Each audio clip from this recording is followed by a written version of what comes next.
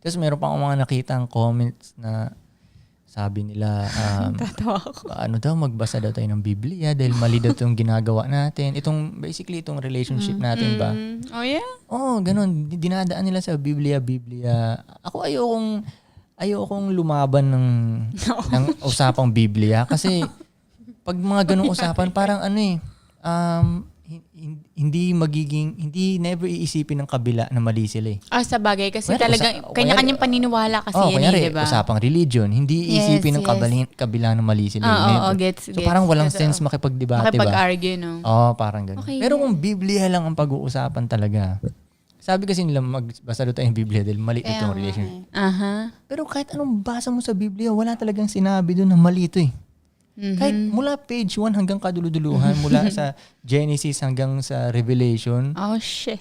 Wala eh. Alam. Wala talaga eh. Hindi ko yun alam. May isang rule dun, wala eh. Kahit si Moses. Baka iba yung nabasa niyang Biblia. Kaya nga, baka iba yung Biblia nila. Kaya nga.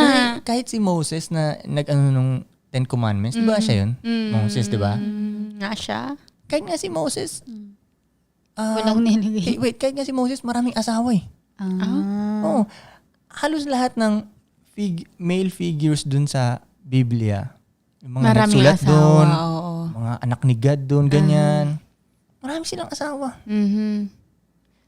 Moses, Jacob, King Solomon, Ngayon lang kalala ko dun si King Solomon. Abraham. Pinakasikat yun eh. Oo. May iba pa. Talaga. Si King Solomon nga may 700 na asawa eh. Di ba 1,000? Hindi, 700 na asawa, 300 na concubines pa. Okay.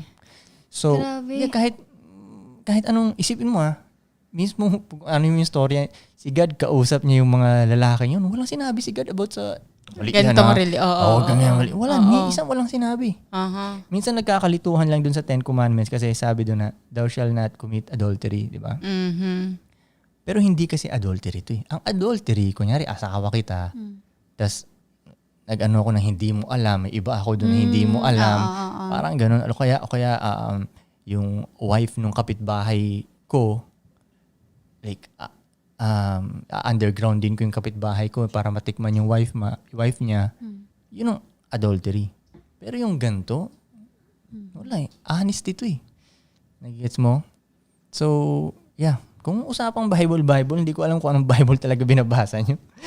Pero basta sa Bible namin, wala talagang sinabi nyo. Kahit anong research nyo pa talaga eh. Wala akong makitang ano ba. So, hindi na. Pero sige, panalo na kayo. Panalo na kayo. Parang uminit bigla. Kaya